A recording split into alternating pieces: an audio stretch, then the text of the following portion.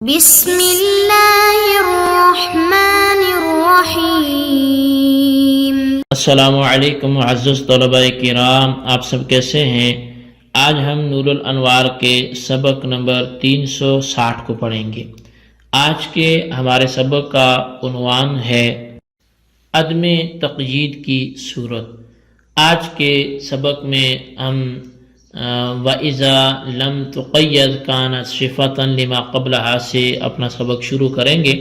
تو آئیے سب سے پہلے ہم آج کے سبق کی عبارت پڑھ کے اس کا ترجمہ کرتے ہیں، اس کے بعد اس کی وضاحت کی طرف بڑھتے ہیں۔ مصنف علیہ رحمہ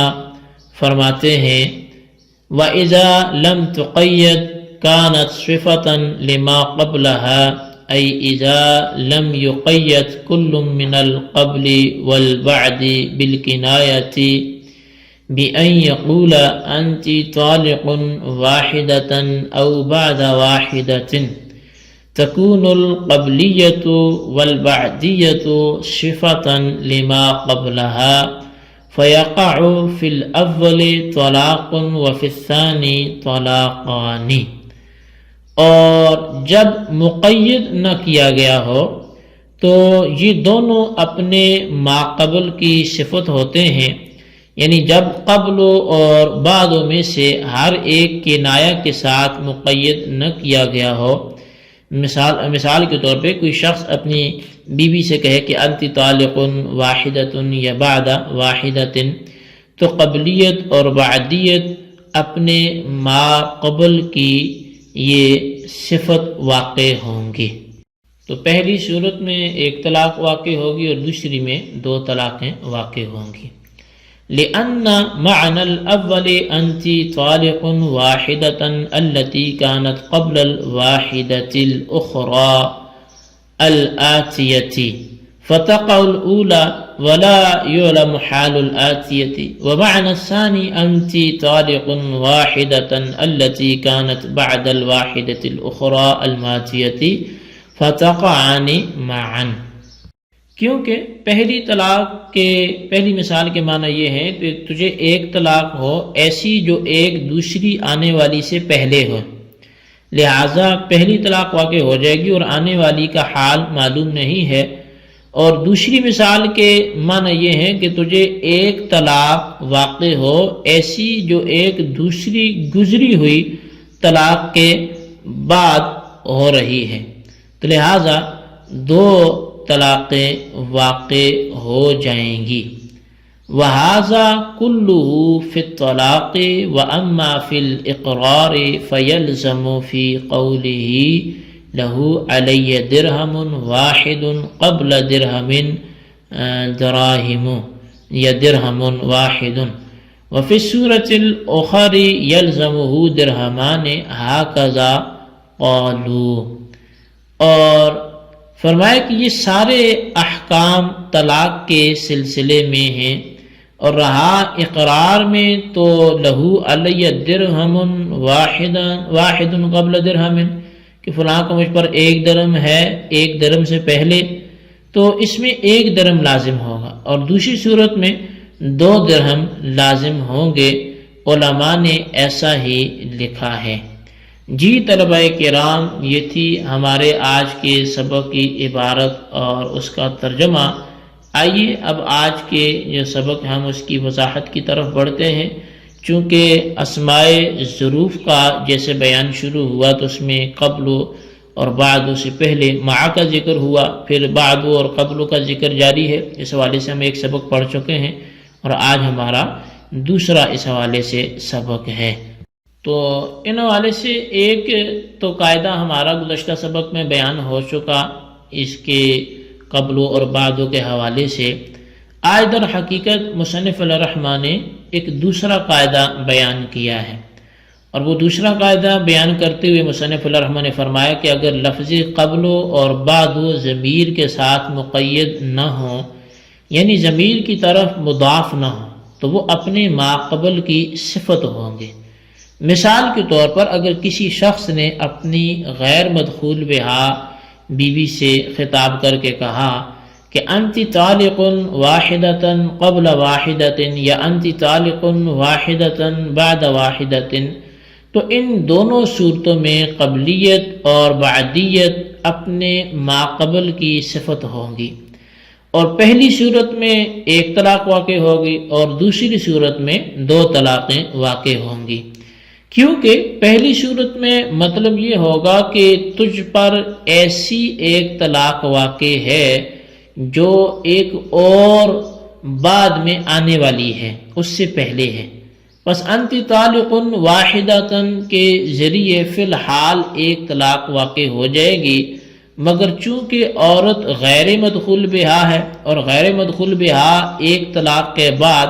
دوسری طلاق کا محل نہیں رہتی، اس لیے بعد میں آنے والی طلاق لغو ہو جائے گی۔ یہاں بھی ولا یعلم حالہ کا جو لفظ آیا ہے تو یہ بطور مسامحتاً آپ کہہ سکتے ہیں کہ مذکور ہے، اور اس سے پہلے پچھلے سبق میں بھی یہ لفظ آئے تھے جو کہ ہم نے ذکر نہیں کیے پھر، تو وہ بھی بطور مسامحت کے تھے، اس لیے چھوڑ دیے گئے۔ دوسری طلاق واقع نہ ہونے کی بہتر وجہ وہی ہے جو عرض کر دی گئی ہے، اور دوسری صورت میں مطلب یہ ہوگا کہ تجھ پر ایسی ایک طلاق واقع ہے جو ایک دوسری گزری ہوئی طلاق کے بعد ہو، یعنی تجھ پر ایک طلاق تو فی الحال واقع ہے اور ایک طلاق زمانے ماضی میں واقع ہے۔ پس جو طلاق انت طالق واحدۃ کے ذریعے فی الحال واقع کی گئی ہے وہ بھی فی الحال واقع ہو جائے گی، اور جو طلاق زمانے ماضی کی طرف منسوب کر کے دی گئی ہے وہ بھی اس کے ساتھ فی الحال واقع ہو جائے گی، کیونکہ ایقاع طلاق فی الماضی ایقاع طلاق فی الحال ہوتا ہے، تو غرض یہ دونوں طلاقیں ایک ساتھ واقع ہوں گی، اور غیر مدخول بہا عورت پر چونکہ ایک ساتھ 2 طلاقیں واقع کی جا سکتی ہیں، اس لیے اس صورت میں مذکورہ غیر مدخول بہا 2 طلاقیں واقع ہوں گی۔ اس قاعدہ پر بھی اعتراض ہو سکتا ہے، اور وہ یہ ہے کہ جانی رجل قبل زید غلامہ میں لفظ قبل ضمیر کے ساتھ مقید نہیں ہے، یعنی ضمیر کی طرف مضاف نہیں ہے، بلکہ اس میں ظاہر یعنی زید کی طرف مضاف ہے، لہذا قبل کو اپنے ما قبل کی صفت ہونا چاہیے تھا، حالانکہ اس مثال میں قبل و ما بعد کی صفت ہے نہ کہ ما قبل کی۔ اس کا جواب یہ ہوگا کہ یہ قاعدہ اس وقت ہے جبکہ لفظ قبل کے بعد مضاف الیہ کے علاوہ کوئی اسم میں ظاہر موجود نہ ہو، حالانکہ یہاں مضاف الیہ کے علاوہ اس میں ظاہر غلامہ موجود ہے،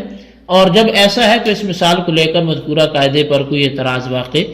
نہیں ہوگا۔ صاحب نور الانوار شارح منار ملا جیبن الرحمن نے فرمایا کہ مذکورہ سارے احکام غیر مدخول بہا کی طلاق کے سلسلے میں ہیں، ورنہ اگر عورت مدخول بہا ہو تو مذکورہ 4 صورتوں میں عورت پر 2 طلاقیں واقع ہو جائیں گی، لفظ قبل اور بعد و خواہ اس میں ظاہر کی طرف مضاف ہوں یا ضمیر کی طرف مضاف ہوں، اسی طرح اگر لفظ قبل یا بعد و طلاق کے علاوہ اقرار میں استعمال کیا گیا تو اس کے احکام اور ہیں، بعین ہی وہ احکام نہیں ہیں جو طلاق میں ذکر کیے گئے ہیں، اس کی مثالیں بھی ذکر کی۔ مثال کے طور پر اگر کسی نے کہا کہ لہو علیہ درہم بعدہ درہم، تو اس صورت میں جو مقر ہے اس پر 2 درہم لازم ہوں گے، تو مطلب یہ ہوگا کہ اس کے لیے مجھ پر 1 درہم ہے اور اس کے بعد 1 درہم ہے، تو مجھ پر گویا کہ 2 درہم واجب ہوئے۔ حالانکہ طلاق کے باب میں لفظ بعد کو اگر ضمیر کی طرف مضاف کیا گیا ہو تو اس صورت میں صرف 1 طلاق واقع ہوتی ہے جیسا کہ وہ گزر چکا ہے۔ اسی طرح اگر لہو علیہ درہم قبلہ درہم کہے یا لہو علیہ درہم بعد درہم کہے تو ان صورتوں میں بھی 2 درہم واجب ہوں گے۔ ہاں اگر لہو علیہ درہم واحد قبل درہم کہا تو شارح نے کہا کہ اس صورت میں صرف 1 درہم لازم ہوگا، جیسا کہ اس صورت میں طلاق بھی 1 ہی واقع ہوتی ہے۔ اور دلیل بیان کرتے ہوئے کہا کہ اس کی دلیل یہ ہے کہ اس مثال کا مطلب یہ ہے کہ مجھ پر اس کے لیے 1 درہم ہے، اس 1 درہم سے پہلے جو آئندہ واجب ہوگا، لہذا جس درہم کا فی الحال اقرار کیا گیا ہے وہ تو واجب ہو جائے گا، اور جس کے بارے میں یہ کہا گیا کہ وہ آئندہ واجب ہوگا اس کا چونکہ حال معلوم نہیں ہے اس لیے وہ واجب نہیں ہوگا۔ علامہ بزدوی علیہ رحمہ کی رائے بھی یہی ہے، لیکن صاحب تلبی نے کہا کہ صورت میں بھی 2 درہم واجب ہوں گے جیسا کہ باقی 3 صورتوں میں 2 درہم واجب ہوتے ہیں۔ اور لہو علیہ درہم واحد قبل درہم کا مطلب یہ ہوگا کہ اس کے لیے مجھ پر 1 درہم واجب ہے فی الحال، اور 1 درہم سے پہلے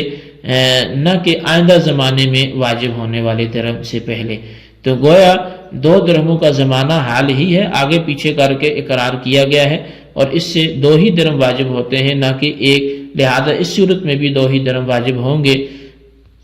طلاق اور اقرار کے درمیان وجہ فرق یہ ہے کہ مذکورہ مسئلہ چونکہ غیر مدخول بہا میں فرض کیا گیا ہے، اور غیر مدخول بہا ایک طلاق سے بائنہ ہو جاتی ہے اور اس پر عدت واجب نہیں ہوتی، اس لیے جن صورتوں میں 2 طلاق بے ترتیب واقع کی جائیں گی، ان صورتوں میں پہلی طلاق واقع ہو جائے گی اور اس کے بعد محل طلاق نہ رہنے کی وجہ سے دوسری طلاق واقع نہیں ہوگی بلکہ لغو ہو جائے گی۔ اور ذمہ پر دین واجب کرنے کے لیے چونکہ محل باقی ہے، اس لیے 1 درہم